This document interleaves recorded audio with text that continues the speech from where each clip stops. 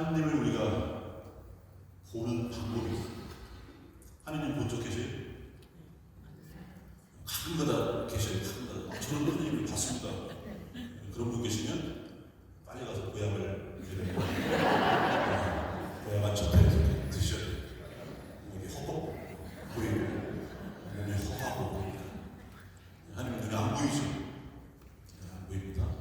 근데 그 눈에 보이지 않는 하느님을 미친 거 말고 몸이 허해서 말고 눈에 보이지 않는 하느님을 잘 보는 방법이 있습니다.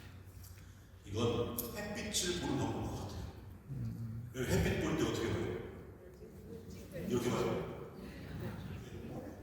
해를 볼 때 이렇게 그렇게 봤다면 눈 멀어요. 햇빛을 보겠다고 해를 직접 쳐다보면 그 쳐다보고 눈부셨는데 세상을 보면 어떻게 보여요? 시커멓게 햇빛을 보는 가장 좋은 방법은 해가 비춘 세상을 보는 거예요. 햇빛이 비춰진 세상, 붉은 장미꽃, 그 붉은색의 햇빛이, 그 붉은색, 하얀 백합, 그 하얀 색의 햇빛이, 저 푸르른 칠록, 이제 봄이어서 파릇파릇 새싹이 됐고 그 푸르른 숲, 이 햇빛이 사랑하는 사람의 눈빛, 햇빛이 사랑하는 부모님의 깊게 패인 춤, 검게 그을리는 얼굴, 이게 다 햇빛이. 그래서 햇빛은요 빨대로 칠하는 뭐 7가지만 있는 게 아니고 이 세상에 존재하는 모든 피조물의 개수만큼 있어요. 햇빛이. 그래서 햇빛을 보겠다고 직접 해를 보면 안 보여요. 시커멓게 보여요. 눈 멀어요. 그런데 해가 비춘, 그 햇빛이 비춰진 세상을 볼 때 해를 잘 볼 수 있죠. 하느님도 그렇게 보여요. 하느님 닮은 세상을 봐요. 세상은 창세기 보면 하느님 닮은 모습으로 창조됐죠. 특별히 그 중에서도 인간이. 근데 인간뿐만 아니라 모든 피조물이 당신은 닮은 모습으로 창조됐어요. 그래서 하느님은 자뻑이에요, 자뻑. 자기가 만들어 놓고 자기가 창세기에서 세상을 만들고 이걸 내가 만들었고 고신이 참 좋았다. 사람만이 아니고 모든 피조물. 그래서 하느님을 눈에 보이지 않는 하느님을 보는 것은 하느님 닮은 세상을 봐요. 또 특별히 그 중에서 사랑. 그때 하느님을 보여요. 그런데 그러지 않고 마치 햇빛을 보겠다고 해를 직접 쳐다보고 눈 머는 것처럼 하느님을 보겠다고 하느님을 직접 쳐다보는 거 안 보여요. 혹은 죽어요. 구약과 신약을 통틀어서 우리 신앙의 전통이 있습니다. 뭐가 있냐면 하느님을 보는 사람은 죽는 사람, 이런 말이 있어요. 성서에도 등장하죠. 그래서 어떤 예언자는 하느님을 보고도 살았기 때문에 내가 하느님을 보고도 살았다는 감격하죠. 신앙 전통 안에 하느님을 직접 본 사람은 죽어요. 뭘로 죽겠어요? 병명이 심장마비요. 우주보다 더 큰 하느님을 이 먼지만도 못한 인간이 봤으니 감당할 수 없는 거죠. 마치 햇빛을 보겠다고 해를 직접 보면 눈 머는 것처럼 그거 똑같은 거예요. 하느님을 직접 볼 수 없어요. 감당할 수 없어요. 그래서 하느님이 비추어진 세상, 하느님 닮은 세상을 보는 거예요. 이게 하느님을 보고 하느님께 나아가는 방법이에요. 내 이웃을 내 몸처럼 사랑하라. 이게 하느님께 대한 사랑을 실천하는 방법이에요. 하느님께 대한 사랑은 뭐 보이지도 않고 헛공으로 바라보면서 사랑합니다 이게 아니에요. 하느님을 닮은 세상을 사랑하는 거예요.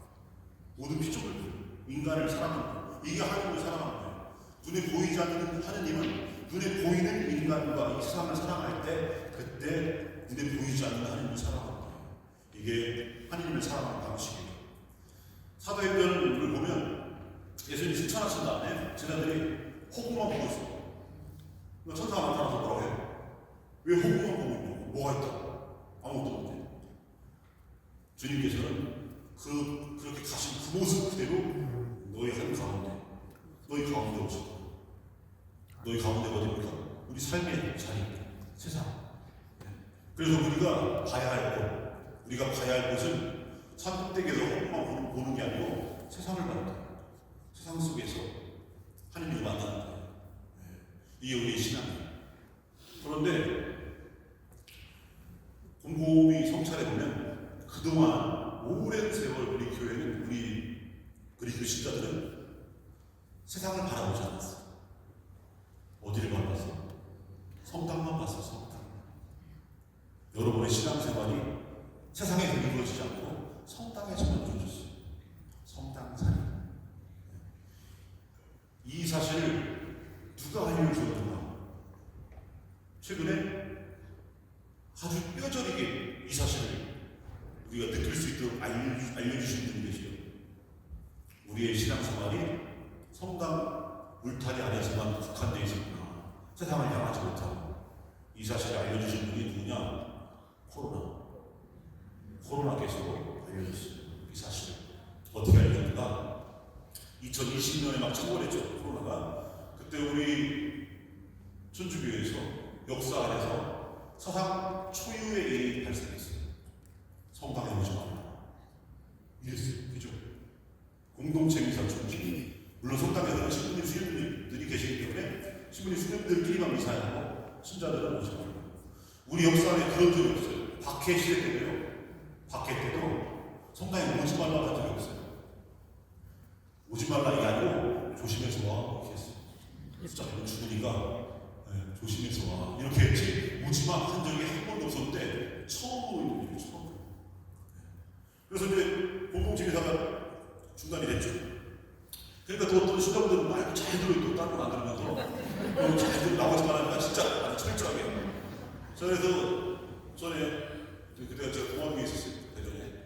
제가 교구청까지 5년째인데 2020년이니까 도마동에 마지막 해 있었는데 길을 걸어가다가 한창 코로나가 한창인데 고노제가 준비됐을 때 어느 분이 신부님 안녕하세요 인사하시고 마스크를 딱 끼고 계시니까 그러니까 누군지 모르죠. 누만 보이고 마스크 끼시는 분 계신데 우리 그때는 뭐 다 꼈었죠.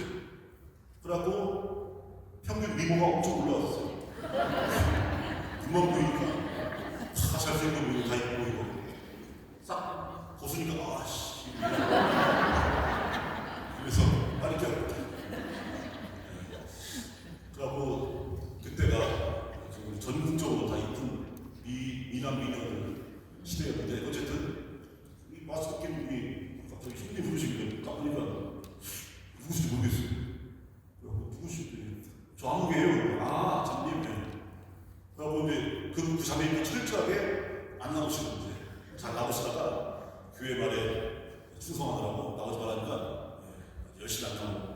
근데 거기서는 그 시장만 사람 잔뜩 돼서 거기서 나오시는 거예요. 성당을 안 나오면서 그 시장 부대기에서 나오시길래 잘 지내세요? 했더니 친구님 성당에 못 나가니까 너무 어려워요. 너무 뭐가요? 신앙생활 하기 너무 어려워요. 할 게 없어요. 성당 안 나가. 이래요. 이 맞는 말이에요. 틀린 말이에요. 성당에 안 나가니까 할 게 없대. 성당에 안 나가니까 신앙생활 할 수 없대. 틀린 말이죠. 근데 이 말이 이 시대에 우리의 신앙을 아주 정당하게 보여주는 거예요. 우리의 신앙. 이 시대에 우리의 신앙이 코로나 때문에 성당 못 나가니까 할 게 없는 신앙이에요. 이 얘기는 뭐냐면 그동안에 우리 신앙이 어디에 국한되어 있었어요? 여기 성당 울타리 안에 여기에만 국한되어 있었던 것이 우리의 신앙 생활이었어요. 그러다 보니 어떤 일이 벌어지느냐? 세상에서 이루어지는 온갖 수많은 사건들, 참사들, 사람들의 세상살이들 이런 거에 무관심하게 돼요. 그래서 세상에서의 삶과 성당에서의 삶이 서로 분리가 돼요. 삶과 신앙의 분리. 그래서 어떤 일이 벌어지냐? 재작년 10월 30일에 천안의 모 성당에서 제가 사회보호막국장 정의평화위원회에서 정의롭고 평화로운 세상을 위한 미사를 공헌했어요. 그 분당 신부님께 허락받아서 그 미사를 할 수 있게 해달라 했더니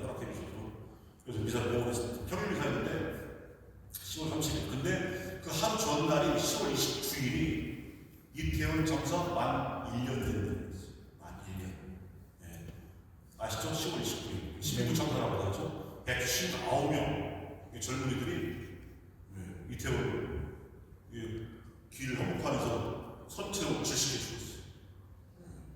그 일이 있은 지 딱 1년 된 날 그 다음 날이죠. 10월 30일입니다. 그래서 그때 이제 보통 미사를 공헌할 때 먼저 성경 듣고 신자들과 인사 나누고 그 다음에 그날 미사 취향을 얘기하죠. 세상을 떠나는 연미사 취향이나 또 우리의 건강한 가정의 생미사 이렇게 미사 취향을 얘기하죠. 그래서 1년 전에 세월호 성사가 있었습니다. 그래서 제가 미사 취향으로 또 정의롭고 평화로운 세상을 위한 미사니까 바로 1년 전 하루 어제 그 159명의 젊은이들이 이렇게 비참하게 무참하게 죽었다. 그래서 159명의 이 젊은이들의 영혼이 하느님이 자비하시고 영원한 생명, 평화의 안식 누리시기를 이 미사를 통해서 기도하고 또 더불어서 그 유가족들 1년이나 시간이 지났지만 아직도 슬픔 속에 있는 유가족들에게 하느님의 위로가 함께 하실 수 있도록 미사 때 우리 함께 기억합시다 했더니 어느 자매님이 승질내면서 나와버렸어요. 승질내면서 욕하듯이. 이거 이해가 되세요? 제가 한 말이면 틀린 말 있어요? 159명의 젊은이들의 영혼을 위해서 기도하자. 그 유가족들의 그 슬픔 속에 있는 그 유가족들이 하나님의 위로와 함께 하시고 기도하자. 했더니 승질내면서 나와버렸어요. 왜 이런 일이 벌어지는가? 우리의 신앙이 성당 안에만 매몰되어 있기 때문에 세상을 보지 못하고 우리가 사랑해야 할 내 이웃이 저 세상 속에 있는데 근데 그들을 보지 못하기 때문에 이런 일이 발생합니다. 그날 함께했던 분당 신부님이 옆에 보니까 화가 자꾸 나고 부끄럽기도 하고 끝나고 이제 분당 신부님이 저한테 미안하다고 사과하더라고요. 아이고 괜찮아. 근데 어떤 분이요? 했더니 정말 열심히 평일 비해서 안 가진다고 하셨거든요. 미사 나올 때마다 십자가에 꼬박꼬박 하는 분. 그런데 세상 속의 십자가에 대해서는 화를 내면서 뛰쳐나가요. 나무로 만든, 쇠로 만든 십자가에는 저라면서 저 세상 속의 십자가는 외면해버려요. 이건 완전 모순이죠. 모순. 왜 이런 일이 벌어지는가? 저 세상 속에서 하나님을 보지 못하기 때문에 그냥 여기서 그냥 앉아갖고 나무로 쇠로 돌로 만든 그런 형상에만 절하기 때문에 그렇기 때문에 그런 모습이 전혀 그런 모습. 3단 논법, 3단 논법 논리적으로 1단계, 2단계, 3단계 그래서 3단 논법을 예를 들어서 세종대왕은 사람이다. 이게 1단계. 2단계. 사람은 누구나 죽는다. 그럼 3단계. 세종대왕은 그래서 뭐예요? 결과가? 죽는다. 그죠? 이게 3단 문법이에요. 세종대왕은 사람이다. 사람은 누구나 죽는다. 그래서 세종대왕은 죽는다. 이런 논리적 전개입니다. 논리적 전개. 3단 문법인데 이 3단법을 신앙으로 적용시키면 1단계 하나님은 우리를 잘 살게 해주신다.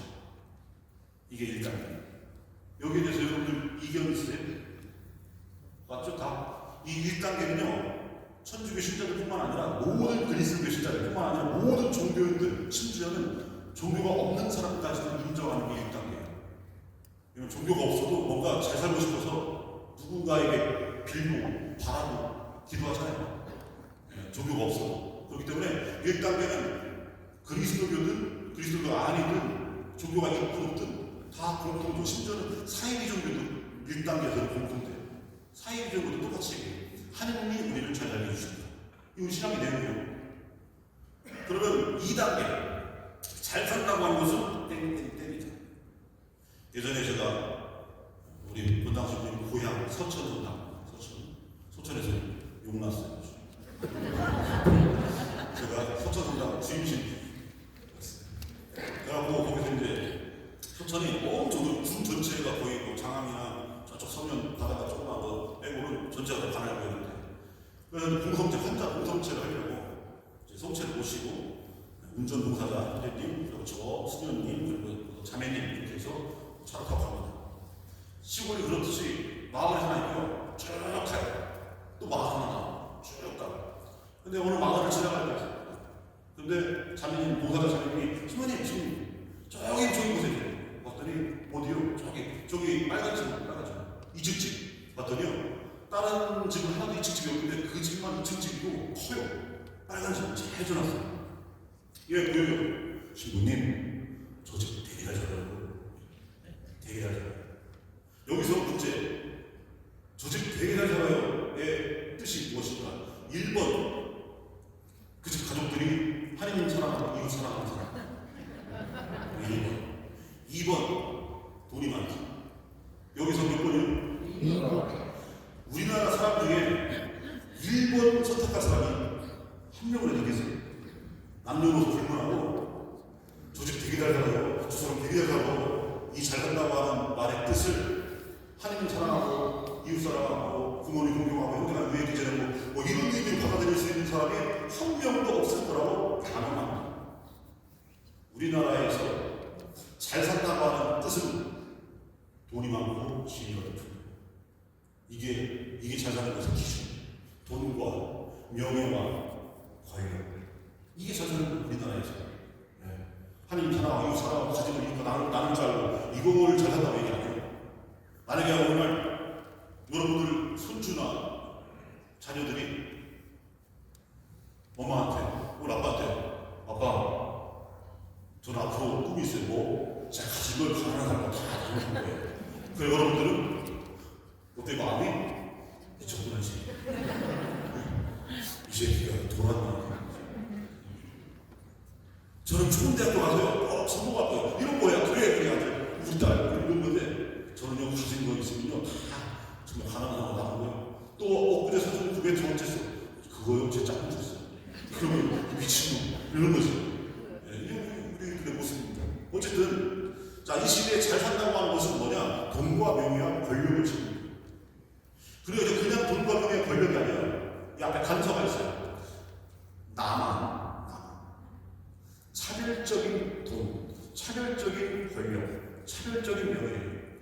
누구나 다 돈이 있으면 그 권력이 안 돼요. 나만 돈이 있어야지. 여기 계신 분들한테 다 똑같이 위에다 100억 원을 넣어요. 100억 원. 100억 원이면 숫자 1년에 뽑아면 몇 개요? 이럴 줄 알았어. 서민들이 10개 딱 10개. 숫자 1년에 뽑으면 10개. 이게 100억이에요. 지금까지 제가 그 피정이나 뭐 방금 강의할 때 이 문제를 해요. 숫자 1년에 뽑으면 10개가 얼마입니까? 딱 하면 한두, 예?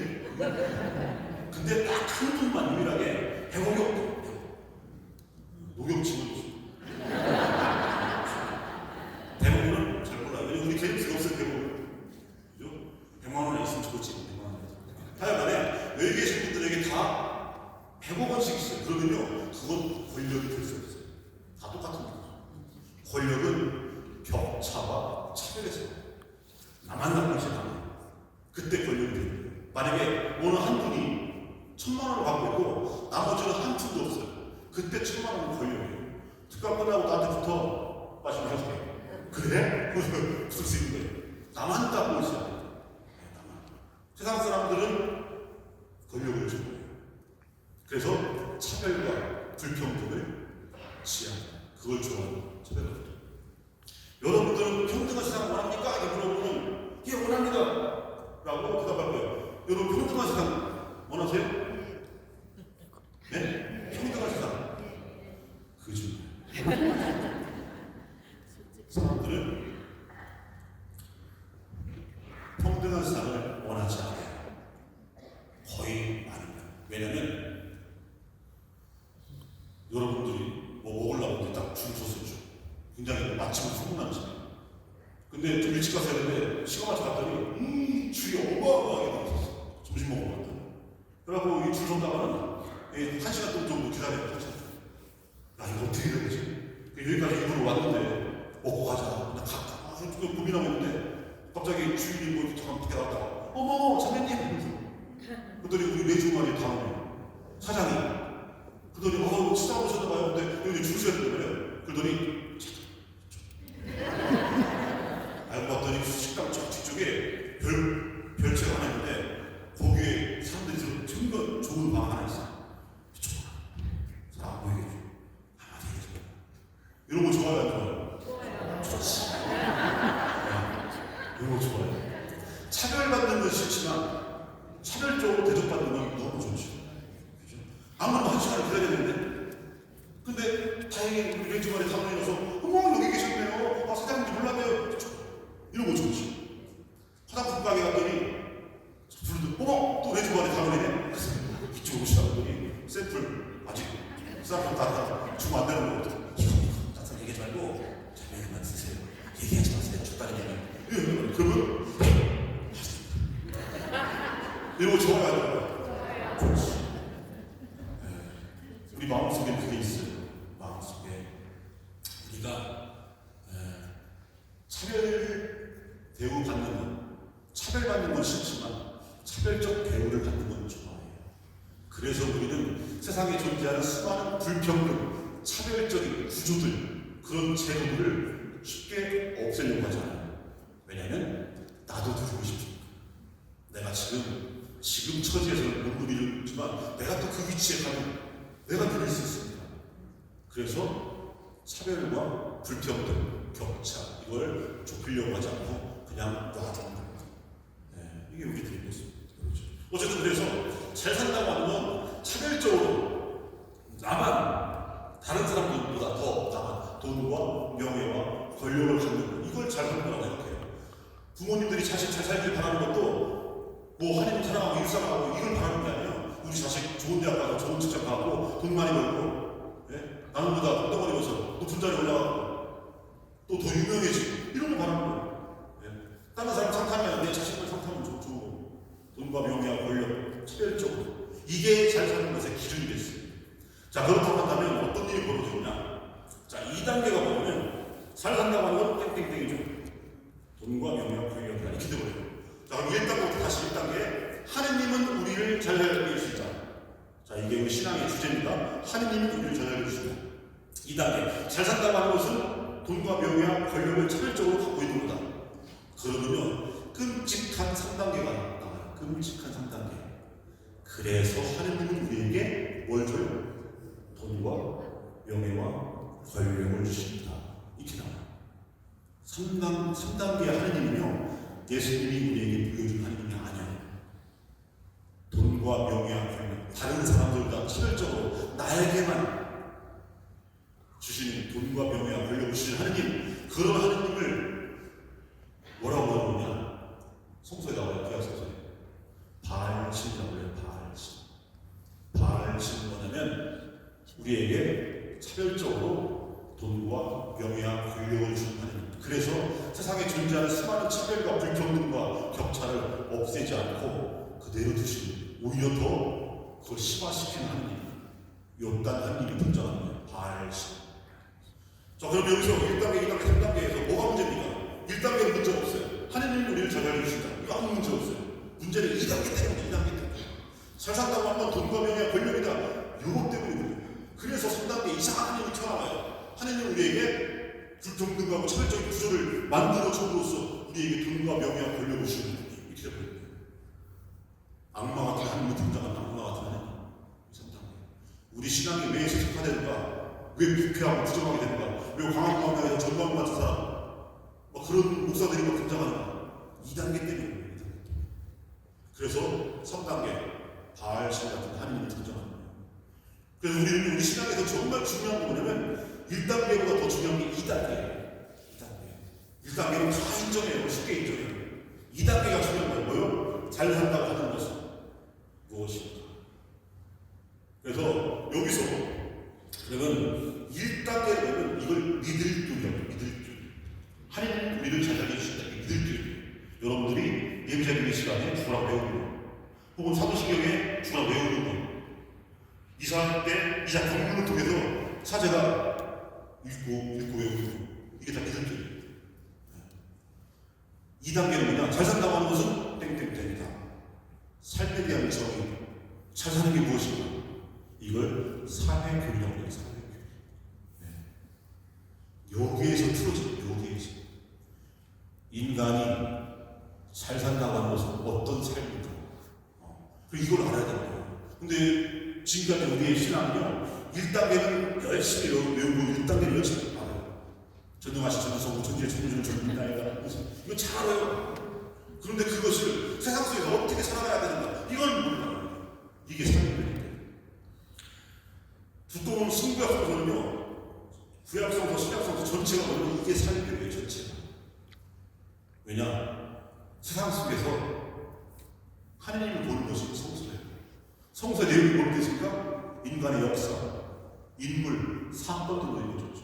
수많은 사건이 등장하고 수많은 비극들, 거기서 수많은 해방과 탈출이 등장해요. 이렇게 두꺼운 성서 전체가 뭐냐? 인간의 삶이에요. 그 속에서 자리하신 하느님의 역사, 이게 사회교리예요. 이 사회교리에서 뽑아낸 게 기독교예요. 그런데 우리는 사회교리는 잘 안 듣고 기교이지도 않고 배우지도 않고 가르쳐주지도 않고 그냥 주구장창 믿음교리만. 그러니까 우리 삶이 분리된, 세상과 교회가 분리된. 그래서 159명의 젊은이들 위해서 기도합시다 할 때 승질내면서 튀어나와요. 이런 말도 안 되는 일이 벌어진다. 그래서 우리는요, 불균형한 우리 신앙, 세상살이는 등한시하고 성당살이만 국한된 이 신앙을 바로잡아야 돼요.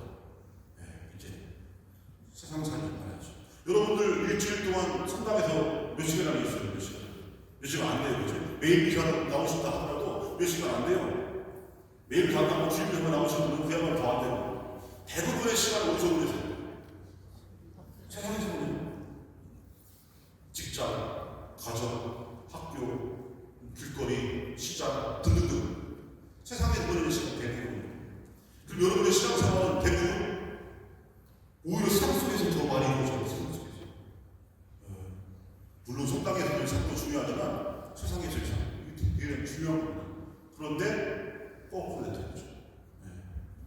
너무 세상을 등한시하고 성당에서. 그러니까 세상 속에서 수많은 물부짖음, 세상 속에서 자리한 십자가, 그걸 바라보지 못하니까 참된 부활이라고 하는 우리 삶에서 자리하지 않는 거예요. 부활하는 그냥 사순식이 지나면 부활이지. 이러고 하면서 진짜 우리 삶에서 참된 부활, 우리 삶이 살아나는, 세상이 살아나는, 서로가 서로 살리는, 세상에서 자리하는 수많은 고통, 죽음, 이것을 넘어서는 참된 부활, 이런 걸 추구하고 이루어내려고 하고 바라고 이러지 않고 여기 와서 전례적으로만 이루어지는 그 죽음과 부활만 얘기하니까, 그러니까 다 그냥 허상처럼 되는 거죠. 우리 신앙. 그래서 우리 신앙 안에 이제 참된 균형을 이루어야 된다. 참된 균형을. 세상이 성당살이 많이 아니고 이제 세상살이. 세상살이죠. 우리 성당에 이제 모체가 되는 성전이라고. 성전. 원래 성전은요, 이렇게 북박이처럼 만드는 건 아니었어요. 성전의 원형은 이동식이었어요. 이동식. 성당은 원래 움직이는 거였어요. 이 기원이 어디서 등장해요? 탈출기. 옛날 말로 출애굽기. 탈출기에 등장하죠. 이동식 성전. 그게 뭡니까? 하느님 현존의 장소, 계약의 궤. 이 계약의 궤는요, 짝대기 두 개도 딱 뼈갖고 어깨에 메고 다녔어요. 계약의 궤 속에 십계명 돌판이 있죠. 그래서 하느님은 없는 것 없이 다 계신데, 특별히 그분의 현존을, 우리가 함께하신 하느님을 우리가 느낄 수 있는 것, 그걸 상징이 여기는 계약궤, 돌판이죠. 그래서 그걸 궤, 삼가성에 놓고 그걸 들고 다녔어요. 그러다가 하룻밤 광야를 헤맬 때, 하룻밤 잘 때는 그걸 놓고 천막을 치고, 이게 성전이었어요. 그러니까 성전은 이동하는 거예요. 모세에게 알려준 하느님의 이름이 뭐예요? 야훼죠. 너무 거룩한 이름이기 때문에 이스라엘 사람들은 그걸 막 부르지 못해하고 그냥 오늘날 부르는 법을 이루고 있어요. 야훼라고 하는 발음은 그냥 추측하는 거예요. 아, 이렇게 불렀을 것이다. 우리가 아버지 어머니 이름 함부로 못 부르죠. 그죠? 아버지가 영철이라고, 영철이가 그러면 하우 저 그러가지고 저 그냥 가림교를 어떻게 될까?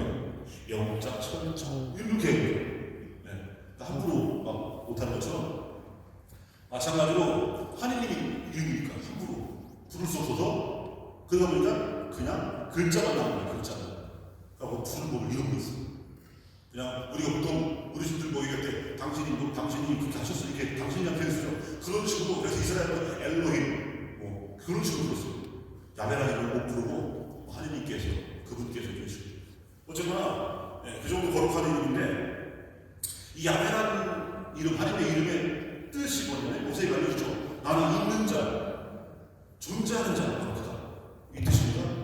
근데 이게 무슨 뜻이냐면요 여기에 중요한 의미가 그 안에 괄호쳐서 그 안에 들어있어요. 나는 있는 자, 바로 그다, 존재하는 자다.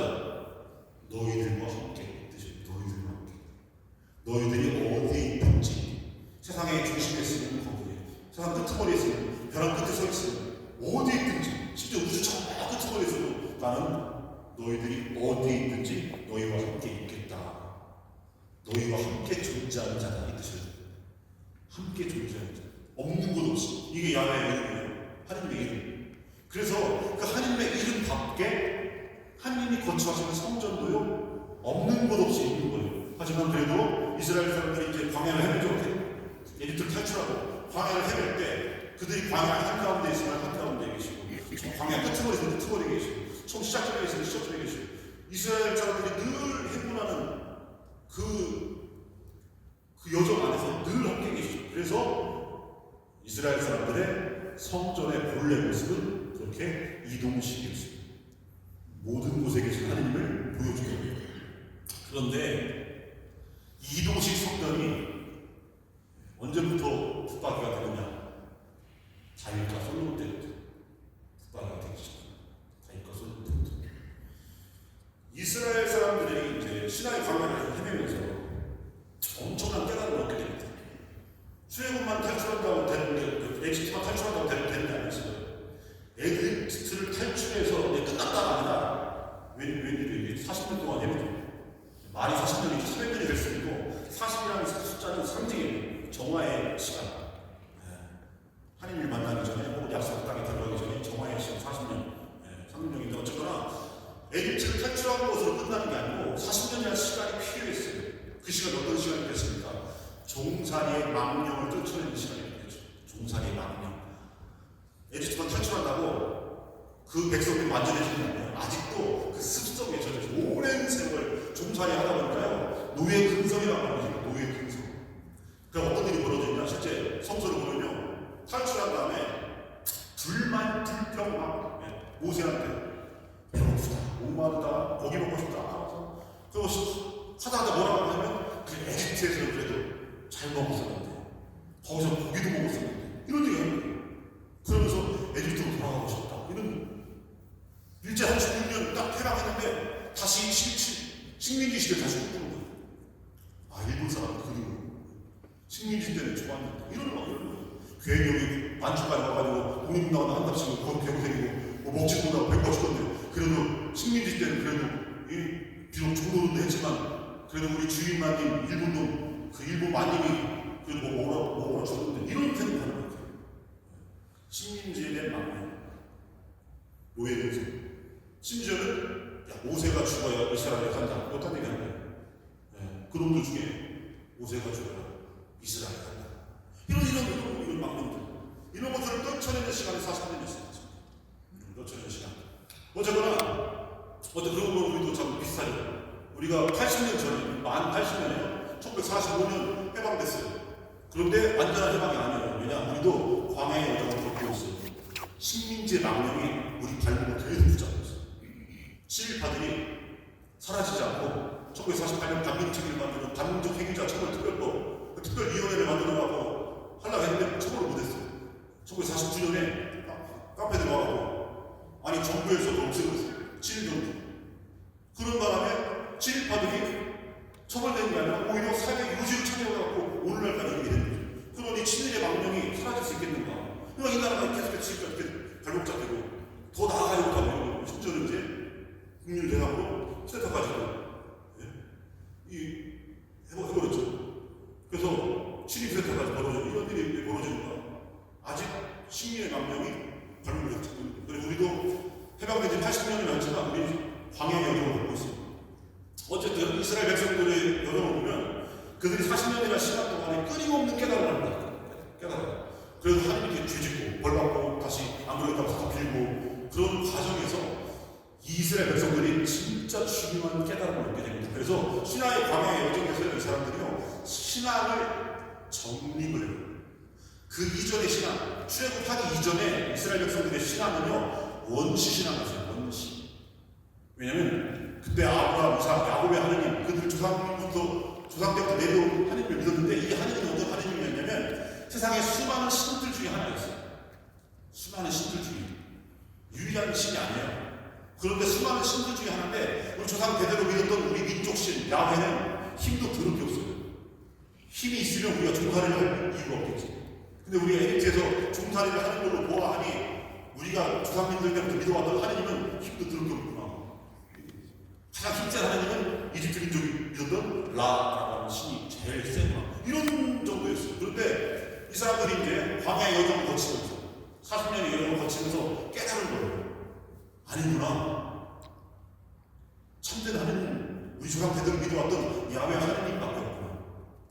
다른 것들은 토끼비들이나 표준물에 불과하고 참된 하느님은 또 유일하신 하느님은 우리 조상 대대로 믿어온 야훼 하느님입니다. 이 깨달음을 얻으면서 계약을 맺어 신앙의 방향에서 계약. 인지 알았습니다 하느님. 인지 알았습니다. 하면서 계약을 맺습니다. 당신을 왕으로 모실 테니 우리를 백성으로 삼아 주십시오. 이 계약을 맺어. 당신은 우리 주님으로 모실 테니 우리 당신의 종으로 삼아 주십시오. 당신은 우리 어머니로 모실 테니까 우리 당신의 자녀로 삼아 주십시오. 이 계약을 맺어요. 여기서 이 계약을 통해서 이제 오늘날 그리스도교의 뿌리가 되는 유대교의 신앙, 우리 믿음의 뿌리가 거기서 형성이 되는 겁니다. 참된 믿음이 거기서 형성되는데 이 계약에서 중요한 대목이 뭐냐면 당신 왕으로 모시겠습니다. 우리 백성을 삼아주시라고 계약을 하잖아요. 그 당시 뭐 근동지방이라고 하죠. 팔레스타인 지방, 이스라엘 지금 있는 자리. 그 근동지방에 왕은요 세 가지 의무가 있어요. 세 가지. 첫 번째, 백성들에게 땅을 줘야 돼요. 두 번째, 백성들을 먹여 살려줘야 돼요. 먹여줘야 돼요. 세 번째, 백성들을 보호해줘야 돼요. 땅과 음식과 보호. 이게 왕의 의무예요. 그래서 하나님 당신을 왕으로 모시겠습니다. 이 뜻은 뭡니까? 우리에게 세 가지 달라는 거죠. 땅을 주시고, 먹여 살려주시고, 보호해 주십시오. 이 계약을 했거든요. 그리고 우리는 대대손손 당신을 저버리지 않고 당신에 대한 충성을 다하겠습니다. 이게 신앙의 뿌리예요. 신앙. 이게 지금까지 이어져요. 지금까지. 이게 그런데 이 대목에서 굉장히 중요한 개념이 도출이 나옵니다. 굉장히 중요한 거. 뭐냐? 지금 하느님과 인간이라고 하는 수직적인 계약을 맺죠. 하느님, 인간, 그죠? 왕, 백성, 어머니, 자녀, 주님, 종. 이래요. 여기에 수평적인 개념이 파생돼 나와요. 수평적인 거. 뭐냐? 우리 다 똑같은 백성이에요. 하느님만 왕, 하느님. 인간에게 왕노릇 할 수가 없어요. 오직 하느님만 왕이에요. 그러니까 모든 인간은 평등해요. 하느님만 어머니예요. 우리는 다 똑같은 자녀들이에요. 그래서 우리가 뭐라고 물어서 형제님, 자매님 하죠. 네. 세종대왕도 천주교 신자는 이 자리에 세종대왕이 앉아 계셔요. 그러면 이 형제 그런 거예요. 성께 그 나이가 젊으니까 충고를 시켰어요. 밖에서는 마마하고 이제 하지만 여기 들어와서는 충고를 하고 계죠. 그래서 성도님은 그렇게 하는 거죠. 이게 우리 신앙이에요. 우리 신앙 평등합니다. 평등해. 이 어디서 오느냐? 신앙의 방향에서 왔어요. 신앙의 방향에서. 우리는 다 똑같은 백성이다. 우리는 다 똑같은 종이다. 우리는 다 똑같은 자녀들이다. 평등해. 오로지 하느님만의 왕이시고 어머니시고 주님이시다. 평등해. 우리 그리스도교 신앙 안에 신교자들이 진짜 많죠. 우리나라만 많이 아니면 전 세계로 많아요. 이게 무슨 뜻이에요? 권력자들이 싫어합니다. 우리 신앙은 근본적으로 권력자들이 싫어해요. 그래서 천주교 신자를 탈자는 뭐냐면 박해받은 탈자. 제가 예비전도할 때 이제 본당에 있을 때 한 8개월 정도 하면서 1년 한번 1년 해봤더니 길다고 전화하고 그래서 8개월을 주겠어요. 그래서 8개월을 딱 하고 하는데 이제 한 7개월쯤 됐을 때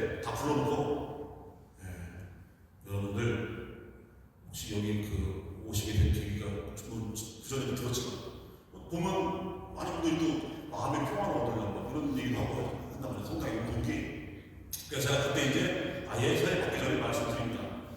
혹시 여기 마음의 평화를 오시려고 하는 분들은 거기서 잘못 찾으셨습니다. 마음의 평화를 얻으시려면요, 절에 가세요. 이렇게 절에 가면 그 부처님이 미소 지면서 눈 떴어요. 얼마나 인자하고 고마워요. 아, 이제 왔어?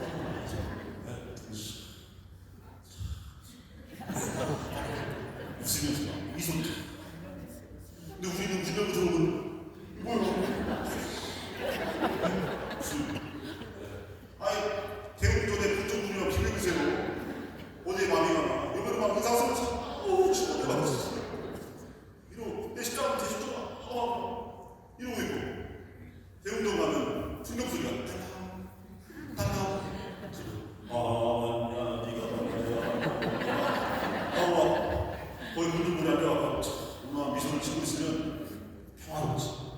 마음의 평화를 얻어 성당에 오신 분 계시면 지금이라도 늦지 않았으니 절로 가세요. 여기는 애초에 마음의 평화를 얻어 오는 곳이 아니에요. 진짜 조직군. 주님이 십자가 못 박혀 죽으면 그 종대의 처지가 어떻게 했어요? 우리가 따르는 스승이 십자가 못 박혀서 죽는데 그 제자들의 처지가 어떻게 했어요? 그래서 예수님의 제자들 보세요. 예수님 제자들 다 예수님 좀 죽었지. 그죠? 요한 빼놓고 요한도 뭐 살도 먹고 순병도 먹고 스승을 따르는 제자들의 처지는 스승과 같아졌고 주님을 따르는 종은 그 주님의 처지와 같아졌고 자녀의 처지는 부모님과 같아졌고 백성들의 처지는 왕의 처지와 같아져요. 그러니 모든 세상에서 예수님이 십자가 못 박혀서 피를 철철 흘리고 있는데 그 제자들이라고 하는 우리들은 잘 먹고 잘 살면서 예수님 십자가 못 박는 높여가고 막 웃으면서 희희덕거리고 이건 근본부터 잘못된 거죠. 우리 팔자는 예수님 팔자랑 똑같아졌네요. 언제부터요? 세례 받을 때부터. 그래가지고 이제 예비자들이 7개월 정도 됐을 때 처음부터는 아르스타를 만나보다가 7개월 가르친 다음에 7개월째 됐는데 이제 이 경고서 멘트를 날리는 거예요. 이제 결정하라고. 앞으로 당신 팔자는 이제 예수님과 사수 팔자가 같아지니까, 네? 숫자가 팔자 같아지니까 지금 결정하세요. 하면 그래도 세례를 받아요. 왜냐면 아까워서. 7개월 받은 게 아까워하고, 아이고 어떻게 문자가 선물을 주고 신장이 말해주시지. 그 다음에 일부러 진짜 안 알려줘요. 처음부터 알려주면 저래 볼까요? 저희 남녀는 할 필요가 없어요. 그래서 7개월쯤에 알려주죠. 하다가 이게 팔자입니다. 그래서 우리 천주교의 순교자들이 많을 수밖에 없는 거예요. 우리는 다 신앙적으로 평등을 추구해요. 하느님만이 왕이니까. 이게 이스라엘 백성들의 뼈속 깊이 각인되었고 수천 년이 지나 지금 우리에게까지도 지금 각인되어 있는 거예요. 이게 평등. 평등. 그리고 우리는 세상에서 불평등하고 차별적인 구조가 법과 제도, 조직을 통해서 그런 게 만연하다. 그러면 우리는 맞서 싸워야 되는 거예요. 평등한 구조를 만드는 게 차별과 격차가 없애야겠죠. 그러면 권력자들이 좋아하겠어요, 우리 팔자 거룩하니까요. 우리를 미워하게 돼 있어요. 그러니까 수고대 가면 수고대 가고 도상왕 수첩에 나오잖아요. 수고대 가는 거예요. 거기서 이제 대표로 정유구의 사대단만 써있지만 실질적으로는 모든 그리스도인들이 다 수고대 가게 돼요. 여러분들은 예수님 팔자니까 이렇게 기대는 거죠. 어쨌든 광야의 여정을 거치면서 이제 신앙이라고 하는 것이 바로 세워진 거죠. 드디어 우리가 신앙이라고 얘기할 수 있는 그 신앙이 딱 이제 정립이 되니까 그러면서 그 다음에 이제 가나안 땅을 건너서 광야를 건너서 약속의 땅으로 가죠. 이 약속의 땅에 어떤 공동체를 건설하냐면 왕국을 건설하잖아요. 그들이 건설하고 평등 공동체를 건설해요. 왜냐면 광야의 여정 동안 깨달았기 때문에 우리 인간이 함부로 군림하고 세도를 부리고 다스릴 수 없어요. 인간이 인간의 왕이 될 수 없어요. 인간이 인간의 주인이 될 수 없어요. 하느님만 왕이고 하느님만 주인이에요. 그래서 그 이상을, 그 신앙적 이상을 살려서 평등한 공동체를 만들어요. 왕국이 아니에요. 근데 주변 국가들은 엄청 강력한 왕국들이 주변에 있는데 이스라엘만 희한하게 평등 공동체를 만들었어요. 이 기간이 200년. 200년 엄청 긴 시간입니다. 200년이라는 시간입니다. 어느 나라보다 더 길죠, 어느 나라. 칭기스칸이 만든 어느 나라보다 더 긴 시간.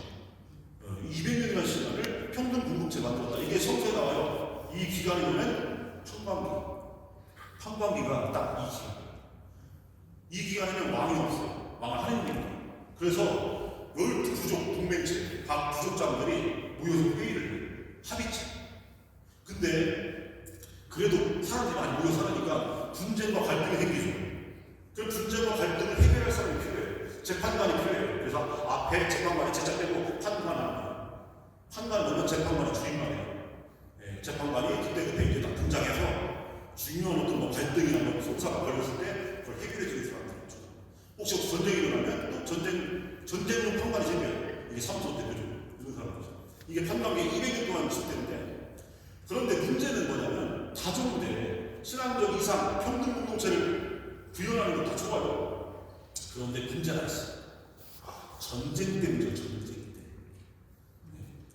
왕국은요, 왕이 야 공격해, 야 방어해, 야 철수해, 철수. 그런데 12부족 동맹체잖아요.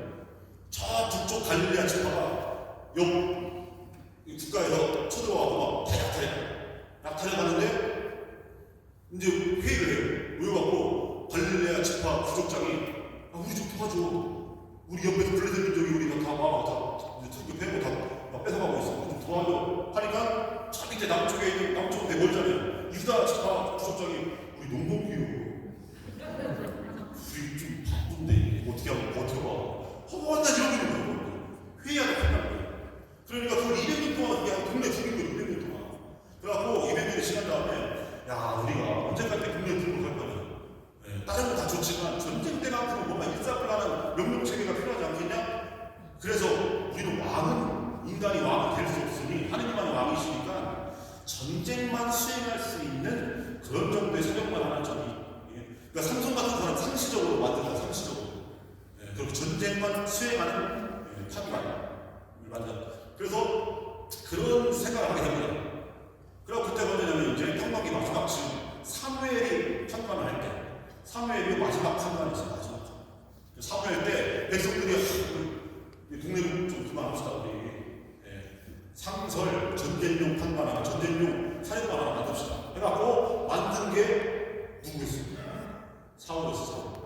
그래서 사울은 왕이 아니에요. 우리 번역할 때 구약성서에서 사울을 왕으로 번역하잖아요. 사울 왕 아니에요. 왜냐면 히브리 말 이 구약성서 원문을 보면 사울을 가리킬 때는 나깃이라는 말이 있습니다.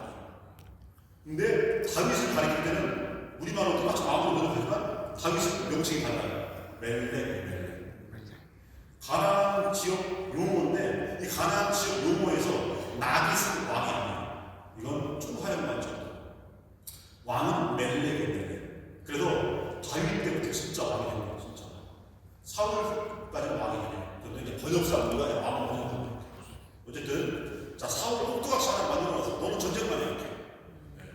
근데 사울이요 엄청 잘생기고 키도 크고 힘도 쓰고 지혜롭고 이런 사람이었어요. 전쟁만 백전백승하고 전쟁을 하면 전리품 넣었죠. 전리품을 얻었는데 그걸 사울이 다 가져가고 사울이 자기가 안 했어요. 사무엘이 판관이니까 다 잠깐만 그거 네 거 아니야 하느님 거야. 갖고 하다면 자기 알아서 분배한다고 하는. 그러니까 사울은요 기분이 좋겠어요 안 좋겠어요? 안 좋지. 왜냐면 주변에 있는 강력한 왕들은 나보다 못한 놈들이 왕인데 그 놈들은 왕이라 치고 다 해먹었는데 다 자기 거 왕국이 다 자기 거예요. 그럼 나는 그 놈들보다 훨씬 잘났는데 다른 애는 신분꾼이나 하고 있어. 그러니까 싸움이나 하고 있네. 쟤들은 공이 부리고 너는 땡을 보는 거예요. 이 불만이 엄청 쌓여가지고 사울이 그러다가 사울이 이제 욕심을 냅니다. 내가 왕이 되겠다. 신앙이 올라가지고 내가 왕이 되겠다. 이 낌새를 사무엘이 모를 리가 없죠. 이 낌새를 사무엘이 알아채요. 저런 거라. 우리에게 왕은 하느님만이 왕인데 오직 감히 인간이 왕이 되려고 하는데 안 되겠다. 위험하다 해갖고 사울을 추출하기 위해서 계획을 세워요. 그래서 사울을 대체할 꼭두각시 또 하나를 뽑아요. 이게 누구 있어요? 다윗입니다. 사울처럼 키도 크고 힘도 세고 지혜롭고 잘생기고 이런 놈 뽑으면 또 사울처럼 될까봐 이제는 낭만한 놈 하나 뽑자. 낭만한 놈. 그리고 한 7번째 있는 그런 가정에 가서 딱 봤더니 첫째부터 쭉 보니까 다 사울처럼 다 잘생기고 막 지혜롭게 생겼고 힘도 세게 생겼어요. 패스. 한 다음에 맨 막내. 야 너는 괜찮겠다. 한국에 다윗이었어요.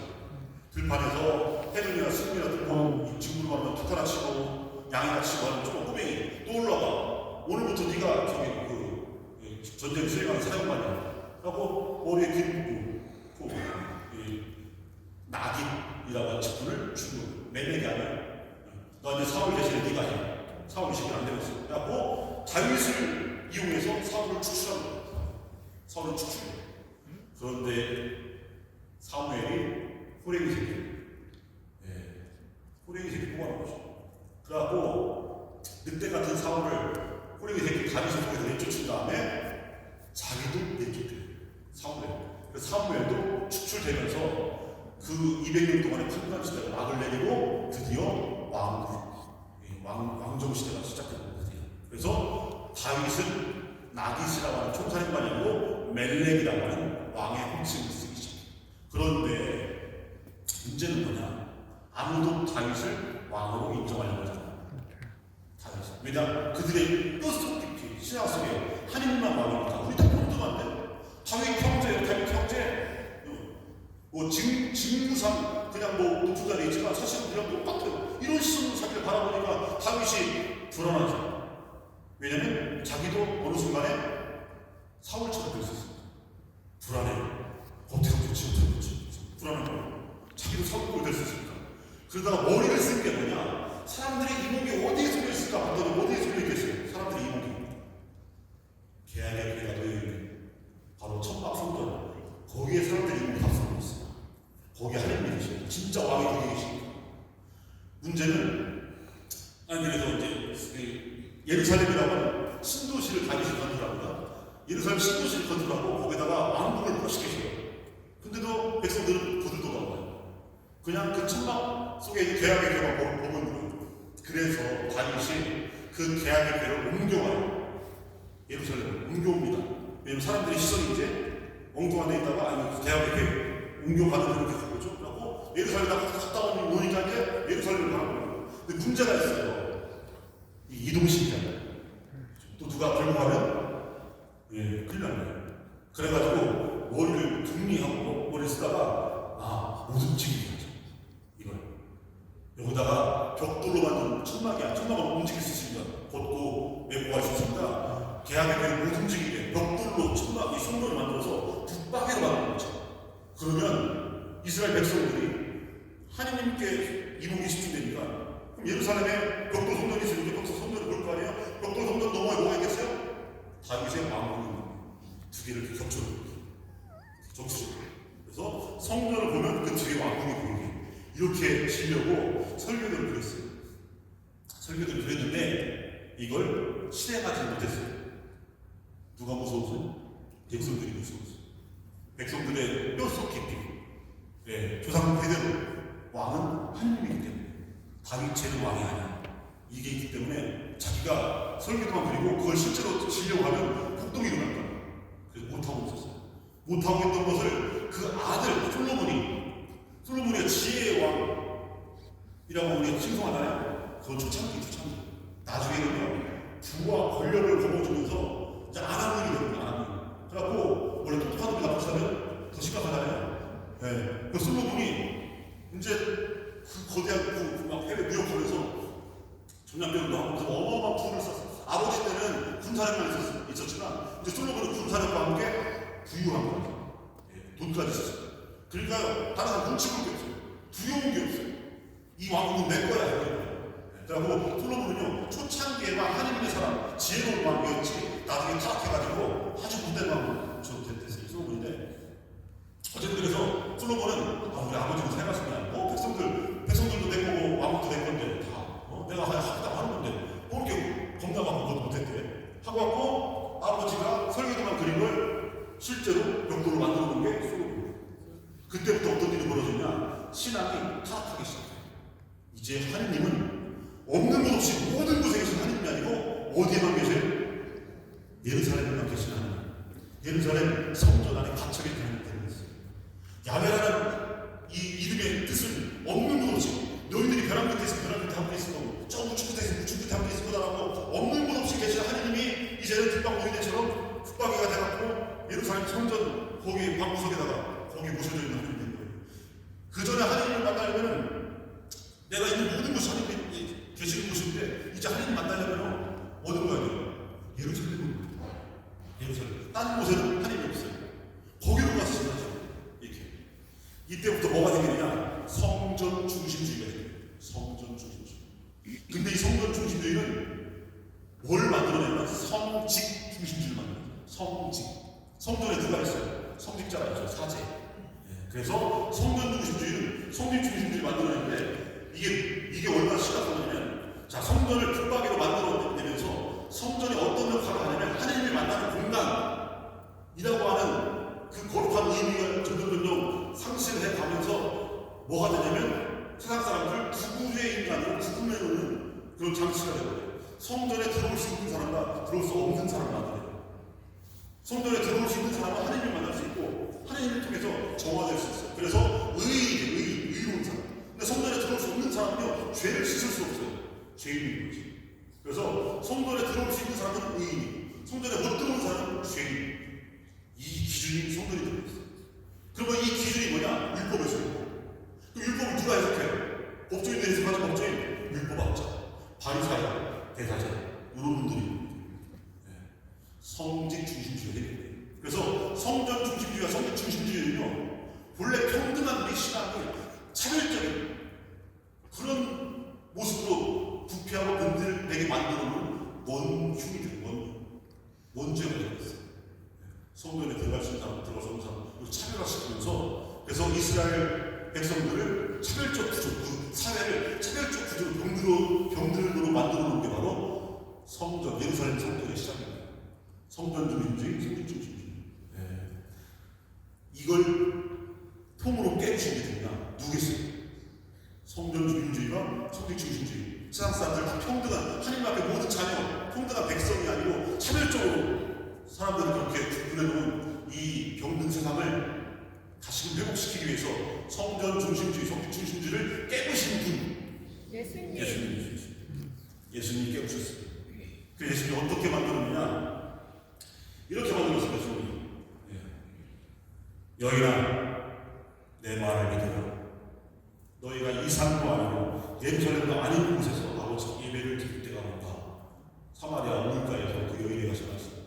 그리고 제자들에게 말씀하십니다. 내가 또 진실로 너희에게 말한다. 너희 가운데 두 사람이 이 땅에서 마음을 모아 무엇이든 청하면 하늘에 계신 내 아버지께서 이루어주실 것이다. 두 사람이나 세 사람이라도 내 이름으로 모인 곳에는 나도 함께 있기 때문이다. 이게 성전이에요, 성전. 두 사람이나 세 사람이라도 내 이름으로 모인 모든 곳이 바로 성전이 될 것이다. 예수님이 이제 붙박이 성전에 갇혀 계신 하나님을 해방시켰어요.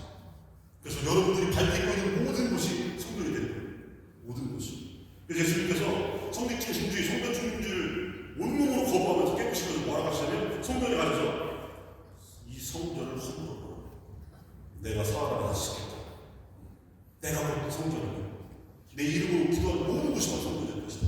이렇게 붙잡혀 계신 하나님을 해방시킵니다. 그래서 야훼라고 하는 이름을 되찾았어요. 야훼라고 하는 이름을. 그래서 예수님을 가리켜서 임마누엘이라고 합니다. 하나님께서 우리와 함께 계시다. 예루살렘까지 가지 않아도 하나님께서 우리와 함께 계시고 임마누엘. 그래서 임마누엘이라는 뜻은요, 야훼라는 이름과 같은 뜻이 같은 뜻. 성전 안에 붙들려 계신 하나님을 해방시키면서 우리 모든 곳에 없는 것 없이 계신 하나님으로 그렇게 만들면서 당신 스스로가 임마누엘 이렇게 사람들 앞에 자리하시는 거죠. 이게 바로 예수님이 만들어낸 성전 중심주의, 성직 중심주의를 깨부시고 모든 온 세상을 당신의 손으로 만드는 이 역사입니다. 그런데 세월이 흘러 2000년이나 시간이 흐르면서 다시 우리 손으로 예수님이 그렇게 치를 떨고 싫어했던, 온몸으로 거부했던 성전 중심주의, 성직 중심주의를 우리가 만들어내고 있어요. 그러면서 여기에 우리 갇혀가고 하나님 여기다 가둬놓고 우리의 신앙생활을 밖에서 하지 않고 여기서만 기어들어와고 여기서만 하는 거예요. 이제 바꿔야 된다 이겁니다. 그래서 성당살이 여기서 이제 벗어나서 세상살이에요. 세상살. 여러분의 준비된 너희는 온 세상에 가서 모든 피조물에게 복음을 전하라. 제자들에게 하신 말씀인데 이미 온 세상에 다 있는 사람들이 있어요. 누굽니까? 여러분들이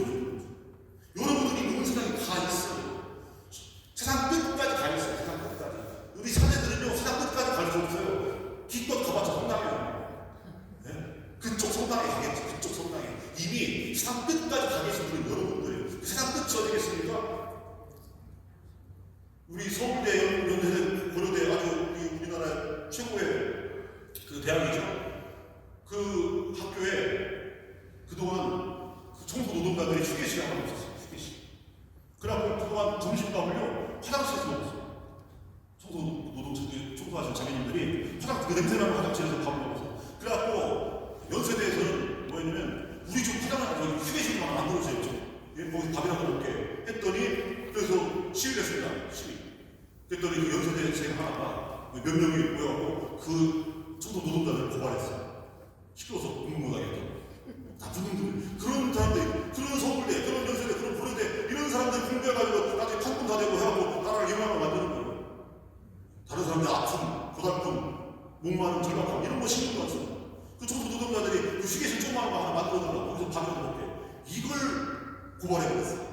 이런 놈들이 나중에 커서 뭐가 되겠어요. 어쨌든 자기 휴게실도 하나 없어서 화장실에서 밥을 먹어야 하는 바로 거기가 어디입니까? 그게 세상 끝이에요. 그게 그 세상 끝 벼랑 그 거기에요. 거기는 사제가 가는 게 아니고 이미 가 계셔요. 여러분들이 여러분 삶의 자리가 다 세상 끝이에요. 그래서 그 세상 속에서 신앙을 살아가고 복음을 선포할 사람들이 바로 여러분들이에요. 미사는 두 가지가 있어요. 첫 번째 미사, 두 번째 미사가 있습니다. 첫 번째 미사는요, 성당에서 전례를 통해서 전례의 교문들이 다 믿을거리들. 네. 전례를 통해서 믿을거리 안에서 직무선이죠. 봉헌하는 미사가 첫 번째 미사입니다. 근데 첫 번째 미사는 시작. 마침은 뭐냐? 두 번째 미사가 있어요. 두 번째 미사는 직무사제는 우리가 아니라 보편사제, 여러분 세례받을 때 사제요, 예언자요, 왕으로서의 직분을 받죠. 여기서 왕직하면 공사제라고 해가지만 좀 더 실질적으로 표현하면 사목자. 여러분은 세상 속에서요 사제이고, 세상 속에서 예언자들이고, 세상 속에서 여러분 사목자들이고, 여러분 직장과 여러분 가정, 여러분 서 계신 모든 자리가 바로 성전이고, 거기서 여러분들이 사제라는 거예요. 거기서 여러분들이 사목자라는 거예요. 거기서 여러분들이 예언자들이에요. 그래서 성당에서 직무사제, 전례를 통해서 믿을거리로 이루어진 기도문을 통해서 봉헌하는 첫 번째 미사, 빵과 포도주가 예수님의 몸과 성령을 변화되는 이 전례 안에서 첫 번째 성체성사 미사라고 한다면, 여러분 보편사제인 여러분들이 세상이라는 성전에서 전례라는 일상을 통해서 여러분 스스로가 성체가 되고, 여러분 스스로가 성인이 돼서 여러분 주위에 가난한 이웃들과 함께 그들의 음료가 되어서 그들의 양식이 되어주는 이 모습이 바로 두 번째 미사입니다. 그래서 첫 번째 미사는요, 두 번째 미사를 통해서 완성돼요. 근데 그동안 우리 신앙은 첫 번째 미사에 국한되어 있어요. 우리가 첫 번째 미사는 마지막 부분에 뭐라고 합니까? 파견예식하죠. 우리가 미사라고 해서 미사가 무슨 뜻입니까? 파견이라는 뜻입니다. 그렇게 두 번째 미사가 중요한 거예요. 그래서 파견예식에 뭐라고 해요? 미사가 끝났으니 가서 복음을 전합시다 하죠. 이미 여러분들이 세상 끝에 계시니까 거기 가서 복음을 전하고, 거기가 성전이니까. 그럼 이걸 달리 표현하면 미사가 첫 번째 미사가 끝났으니 가서 두 번째 미사를 봉헌합시다, 이 뜻이에요. 여러분들 뭐랍니까? 하나님 감사합니다. 이거 무슨 뜻이에요? 예, 그렇게 하겠습니다, 이 뜻입니다. 예, 제가 사제가 되고 예언자가 되고 사목자가 돼서 제 세상 속의 성전에서 제 삶의 자리에서 제가 양식되고 제가 음료가 돼서 하나님 이웃과 나누는 두 번째 성체성사를 제 스스로 봉헌하겠습니다. 이 다짐도 이 약속을 하는 거예요. 여러분 첫 번째 영성체를 할 때, 여기 첫 번째 미사, 첫 번째 성체성사를 통한 영성체를 봉헌할 때 그리스도의 몸 하잖아요. 이게 무슨 뜻입니까? 이 밀가루가 예수님의 몸이라는 사실을 믿고 받아들이십니까? 라고 묻는 거예요. 여러분, 예, 믿습니다라고 하는 건데, 이 뜻만 있는 게 아니라 정말 중요한 뜻이 있습니다. 뭐냐? 자, 주님께서 여러분에게 양식이 되어주십니다. 밥이 되어주시고 국이 되어주십니다. 이제 여러분은 두 번째 미사를 향해 가서 여러분 스스로가 사제로, 예언자로, 사목자가 돼가지고 저 세상 여러분 삶의 자리를 성전으로 삼아서 여러분들이 스스로가 양식이 되고 음료가 되고 가난한 이웃들과 나눠주겠습니까? 나처럼? 묻는 거예요. 그럼 여러분들이 안 하잖아요. 이거예요? 예, 그렇게 하겠습니다. 이 뜻이에요. 이 뜻. 근데 그것도 모르고 그리스도 안 해. 내가 더더욱 오늘 신부님이 조각 큰거 줬어. 큰 거 조각. 아우 씨. 신부님 그 나를 챙기시는구나. 이런 거만 생각하고. 그래서 말은 바로 두 번째 미사. 첫 번째 미사에서 두 번째 미사. 전례에서 이제 일상, 직무사전에서 보편사전, 미들교리에서 사회교리를 하죠. 여러분들이 공헌한 두 번째 미사는요, 여러분들의 사회교리를 통해서 이루어지는 거예요. 첫 번째 미사는 미들교리들이 다 미사 동문들이 다 미들교리들이에요. 이걸 여러분들이 삶으로 공헌하는 두 번째 미사는요, 여러분의 삶으로 이웃을 사랑하는 가난한 이웃들과 함께하고 절박한 가운데 있는 사람들과 함께하고 그들의 목소리 기울여주는 이 모든 것, 이게 사회교리예요. 여러분 왜 미들교리가 왜 미들교리인 줄 아세요? 왜냐면 예를 들어서 본당에서 예비자기를 합니다. 예비자기를. 보통 이제 신부님이 하시거나 스님이 하시죠. 스님이 하신다고 쳐봐요. 그러면 수녀님들이 이제 죽으라고 알려줘요. 그러다가 이제 3.1제 교리방이 할 때가 됐어요. 그럼 막 설명하는데 제가 예비자 금방 멀뚱멀뚱 떠갖고 뭔 소리지? 3.1제 성부성가 분명히 세 분인데 어떻게 한 분인데? 그러니까 수녀님이 막 설명하시다가 아니 이게 뭐냐면 성부성가 분명 세 분이신데 이 세 분이 각기 세 분 하느님이 아니라 한 분이라고 합니다. 그게 도대체 말이 돼요? 그러니까 수녀님이 내가 오늘 비유를 하나 드리겠다면서 태양이 있는데 태양은 본체는 성부이시고 여기서 나온 빛은 성자이시고 여기서 나온 열은 성령이세요. 그러면서 스스로 뿌듯하죠. 내가 정말 비유를 정말 잘 들었구나. 이 정도 했으면 알아듣겠지 했더니 정말 멀뚱멀뚱 뜨더라. 그러면 하느님이 태양이십니까? 아니 그게 아니고요. 그게 아니고 비유를 하자면 그렇게 다른 거지. 근데 성부 성자 성령 그런 거 그러니까 또 못 알아들었고 아니 이건 태양도 아니고 그럼 어떻게 신화가 되죠? 그때 최후의 수단으로 뭐라고 최후의 수단? 믿으세요! 이건 미들교리를 그냥 믿는 거예요. 하나님의 신비를 어떻게 인간의 한이 이해하려고 노력하세요. 믿는 거예요. 여기 육박적으로 이게 미들교리예요. 육박적. 그러면 죽으라고 7개월 동안 굴 받아갖고 이제 한 달밖에 안 남았어요. 그러고 수련이 뭐라 하면 인제 한 달밖에 안 남았어요 형제님. 지금까지 인제 가서 어떻게 합니까 도대체. 이렇게 안 돼요. 못 받아 이렇게 하면 그러면 쫄아갖고 알겠습니다. 믿습니다. 하고 모르면 뭔가 납득이 안 돼요. 모르면 도대체 뭐지? 하는데 막 윽박지르니까 멈추고 이거는 세력 받는다 하니까 할 수 없이 알겠습니다. 하고 이해도 안 되는 거는 받아들여 그냥 그러고 사도중에 알려주면 그동안 준비를 조는 아니다. 근데 못 믿는 얘기가 아니라 그러다 당연히 대처 세력 받을 때 하고 전정한 전주성부 전주에 믿습니까? 예 믿습니다. 하는데 속으로는 근데 이런 상태로 세례를 받는 거예요. 이런 상태로. 납득이 안 간 상태로 그렇게 막바로 물고 이제 세례를 받았어요. 근데 살면서 이제 계속 미식적인 게 있는 거지. 납득이 안 됐습니다. 그러다가 어떤 일이 생기면 이제 어떤 일이 계기가 되면 안 나가는 거예요. 그러니까 세례를 쭉 나가고 주는데 진짜 저는 그대로예요. 왜 그러겠어요? 안 나오는 분들이 자꾸 생기는 거죠. 이거 질량 보존이 것처럼 늘 숫자가 똑같아. 매년 세례를 주는데 매년 안 나오는 거예요. 물 부으면 빠져나가요. 이게 되는 거예요. 왜 이런 일이 벌어지느냐? 납득이 안 되는 거예요. 납득이. 사대교회, 미들교회 대표적인 거 있죠. 천주 존재. 보이지도 않는데 계시도 않는. 믿는 건 아니고 피가 들이네. 이게 되는 거예요. 받은 거. 하느님을 돌리면 아까 얘기했잖아요. 세상을 걸어. 세상 속에 누구인가 하느님이 계시다는 거. 2000년은 베드로, 알고요. 베들레헴. 여기다가 성당 앞에다가 여기다가 제대 앞에다가 알고요. 장식하고 이런 것만 보고 실제로 세상 속에 이 시대의 마법관이 어딘가, 이 시대의 말구가 어디인가 이걸 봐야 하는 것이죠. 이 시대의 십자가가 어디에 있는가, 이 시대의 슬픔과 아픔, 절망 이거 어디 있는가. 세상을 걸어가 했더니 성당에 와가지고 여기 와서 구경변 안 받으시면 되겠네. 이것도 중요하지만.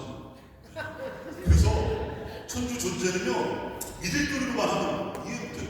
그러니까 하느님이 하는 머릿속으로 그려보려면 하느님이 어떤 분이냐면 수업 하얗게 달고 미켈란젤로가 그리는 아니면 켄터키 프라이드 치킨 나오니까 할아버지처럼 생각하고 이게 성자 하면 그냥 헐리우드 배우처럼 생겨하고 눈 파랗고 머리 길고 저도 머리 푸르면 살짝 비슷하게 생겼더라고요. 이게 예수님 성령 하니까 비둘기 이렇게 나가는 거예요. 세상을 바라봐요. 삼위일체 이거요 머릿속으로 책상머리 앉아가고 미드교리 알려주면 못 알아들어요. 근데 세상을 바라보면 대본이 안 돼요. 삼위일체랑 가장 흡사한 신비가 뭔지 아세요? 부부, 일심, 동체. 이게 삼위일체의 신비를 이 세상에 다 알 수 있는 거예요.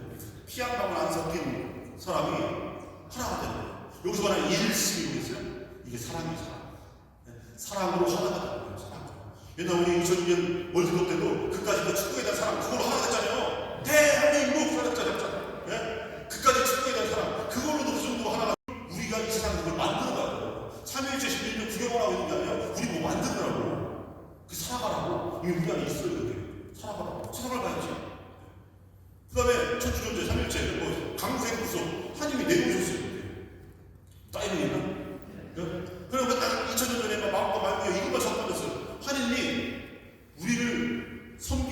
구원하시기 위해서 하나님이 우리를 들어 높이기 위해서 내려오신 거예요. 성탄의 심리를 한마디로 설명해 주세요. 한마디로 설명할 수 있어요. 뭡니까?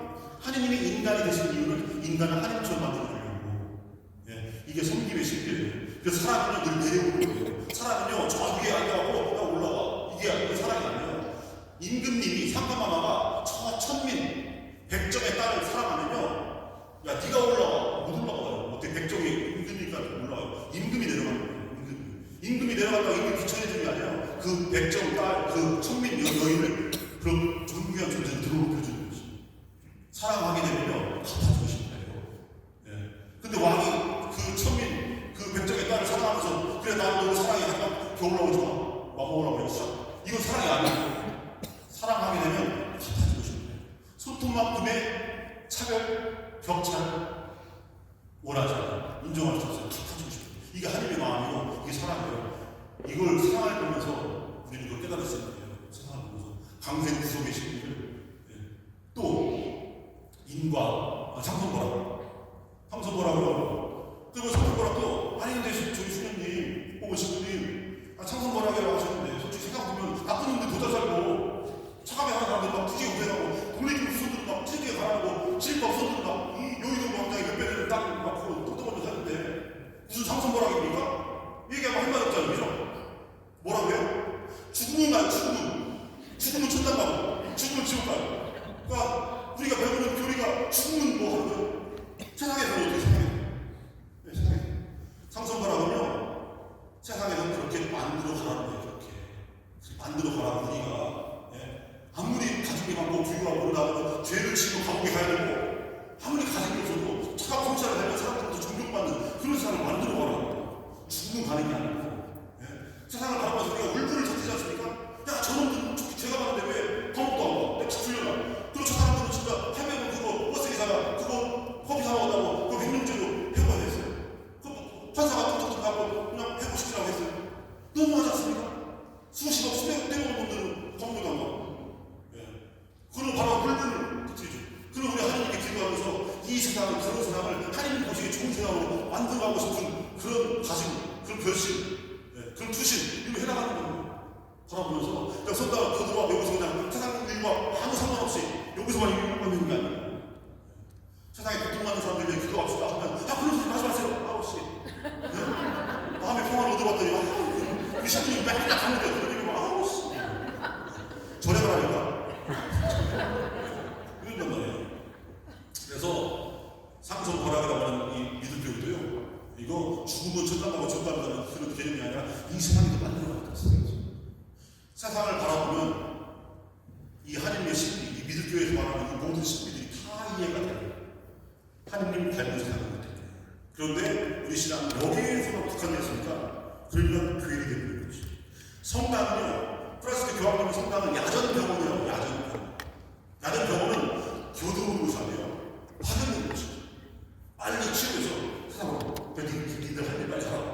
세상을 보내는 거예요. 또 다른 의미로 성당은요, 타돌사요. 예수님의 영광스러운 변모가 이루어져 곳 여기입니다. 타돌사는요 교도로 모시아요. 파견된 곳이죠. 베드로와 야고보와 요한 세만 데리고 가잖아요. 그리고 보여줍니다.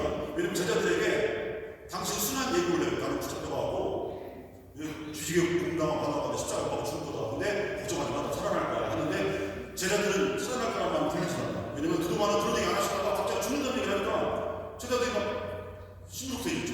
시무룩해 있는 제자들에게 용기를 주시려고 걱정하지 마. 나중에 이렇게 될 거라고 미리 예고표를 보여주시는 것이 타국산의 영광스러운 변모인데 베드로는 그걸 보고 내려가기 싫어서 들어가시고 여기 있고 싶어요. 저분은 초원에 우리 같은 사람 컴퓨터 살아보고 싶다고. 왜냐면 베드로가 초밥 3개를 지어서 하나는 주님께, 하나는 모세에게, 하나는 엘리야에게 여기서 그냥 살고 싶다. 저기 내려가면 나쁜 사람들 많고 우리 죽이려는 분들 많고 여기서 있죠. 지금 대부분의 교회가 그런 식으로 운영되고 있어요. 밖에는 시끄럽고, 밖에는 어둡고, 밖은 춥고, 밖은 위험하고, 그러니까 그냥 성당으로 들어가서 여기서 그냥 피해 있어. 마치 시야 밑에 한참 500m, 1000m 밑에 있는 뻔뻔처럼 나가서 많이 있어. 그냥 이렇게. 그러니까 우리 신앙생이 여기가 국한되어 있는 거죠. 그게 아니란 말이에요. 내려가야죠. 베드로가 그 말 하자마자 하나는 모세에게, 하나는 엘리야에게, 하나는 예수 주님께 이 이 얘기 하자마자 예수님이 두 말만 내가 두 말만 그 모습이 다 사라지죠. 그 영광스러운 모습. 그래갖고 뭐라고 표현하냐면 어떤 마전장이 보면 영체 탈색하는 사람이에요. 어떤 마전장이도 어떻게 할 수 없을 정도로 그만큼 하얗게 변했다. 뭐가 연상되세요? 하얗게 변한 모습. 안녕하세요. 아무튼 저는 그대로 성서 볼 때마다 예수님이 어떻게 변하셨을까? 아무튼 선생님이 변하겠다. 시간 영상 이렇게 보여주시면 앙드레김 사형식이라서 앙드레김 사형식 안녕하세요. 드자 레는요 김봉남이에요. 여기 되게 사형식인데 여기 뭐 희화화해서 그냥 아주 훌륭한 삶을 사시는 분이고 좋은 일 많이 하셨어요. 존경할 만한 훌륭한 분입니다. 어쨌든 그렇게 해야 근데 제자들이 그만 하자마자 다 사라져버리고 예수님만 남는데 눈얘기를 펴고 모세도 사라지고 엘리야도 사라지고 영광스러운 모습 다 사라지는데 정말 중요한 대목이 나와요. 예수님만 그들 곁에 계셨다. 이게 진짜 중요한 겁니다. 예수님만 그들 곁에 계셨다. 그리고 그 산 밑을 내려올 때 예수님과 함께 내려와요. 우리가 성당에서 타복한 영광스러운 모습을 재현합니다. 이 거룩한 전례를 통해서 직무사전, 이 아름다운 성전에서 그 영광스러운 모습을 재현한 다음에 여러분을 산 밑으로 파견하는 거예요. 하지만 여러분 혼자 가시는 게 아닙니다. 누가 함께 가세요? 예수님께서. 그래서 거기에서 이 영광스러운 모습을 실제로 구현해내는 실현시키는 건 여기가 아니라 거기가 아니에요. 여러분 삶의 차이. 거기서 이 아름다운 이 영광의 모습을 구현해내는 거예요. 이게 우리의 신앙이 됩니다. 그런데 그동안 우리 신앙은 절반짜리였다. 절반짜리. 반쪽짜리. 그래서 우리는 성당살이, 그래서 이제 세상살이가 되면서 직무사전에서 국권사전, 일상에서 전례에서 일상으로 첫 번째 의사에서 두 번째 의사, 그리고 믿을 교회에 있어 나아가서 사역에 우리 스스로가 하나님 세계 성령이 되어서 이 삶을 다 합니다. 근데 둘 중에 하나를 선택하는 게 아니에요. 두 개 다 합니다. 그래서 균형이 필요합니다. 이 둘 중에 하나를 선택하는 게 아니라 그동안은 세상은 없었고 그냥 성당사기만 있었어요. 이걸 나머지 그동안 잃어버렸던 걸 되찾아야 되죠. 그래서 우리 신앙생활은 연날리거든요. 이 연이에요. 연줄 딱 하고 그동안 우리 신앙생활은 손으로 연을 이렇게 잡고 있어요. 저 하늘은 세상이고 연은 여러분들, 손은 교회, 직무사제, 여기 성당, 전례, 여기에 막 들어가고 세상은 나라가 지금 이러고 있었어요. 그런데 이제 연줄을 풀어야 돼요. 딱 풀어가고 여러분들이 세상을 쫙 하는 저 세상 살았어요. 세상 여러분의 성전, 여러분의 부변가지죠. 그래 문제는 뭐냐? 여기서 뭘로 연결되어 있어요? 연줄 연결되어 있어요. 이 연줄을 딱 끊으면 어떡해요? 성당과 연결되지 않아요. 이 믿음교회가 연결되지 않아요. 이 직무사례가 연결되지 않아요. 이 첫 번째 비서가 연결되지 않아요. 어떻게 보느냐? 이 연이 막 그냥 그러다가 고토박수 치고 막 밑으로 이런 연으로 연주에 끼워진 연 미친년이라고 여기 아니고 연이 미친듯이 막 하다가 고토박수 이거 미친년이라고 연 미친 연 그래서 우리 신앙이 미친년이 되지 않으려면 연결되어 있어요. 그래서 신령이 그러면서 세상에서 열심히 살면 되겠네요. 그게 아니라 이거예요.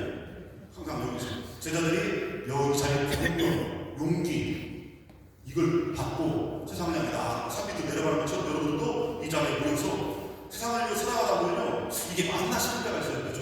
왜냐면 세상에 보면요 붙들고도 고백하는 세상이니까 보다 빠르게 높게 힘차게 막 이거 외치는데 우리는 그리스도인으로서 약하게 낮아져야 되고 더 작아져야 되고 이러다 보니까 나만 보시는 거 아니야? 나만 바보되는 거 아닌가? 이럴 수 있어요.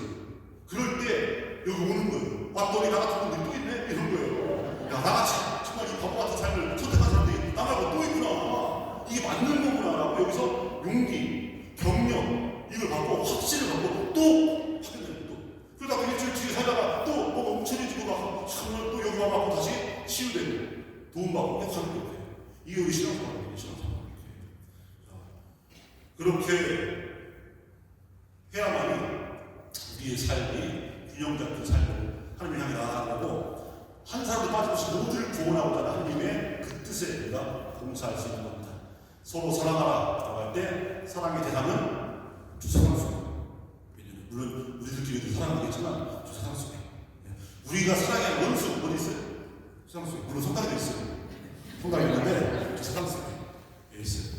자, 그렇게 우리가 구원의 삶 속에서 부활이 이제 부활, 사순나 부활이죠. 부활이라고 하면 사순식이 끝나니까 그냥 절기상으로는 부활이 아니고 진짜 우리 삶에서 참된 부활이 이루어지려면 우리 삶이 그렇게 균형 잡힌 신앙으로 자리할 때 참된 부활이 이루어지는 세상 속에서 이런 부활하는 삶, 이런 삶들이 모이면요 이 나라를 바꾸는 거예요. 이 나라를 그럴 수 있도록 우리 여정 다 사라져도 주님만 그들에 계시다.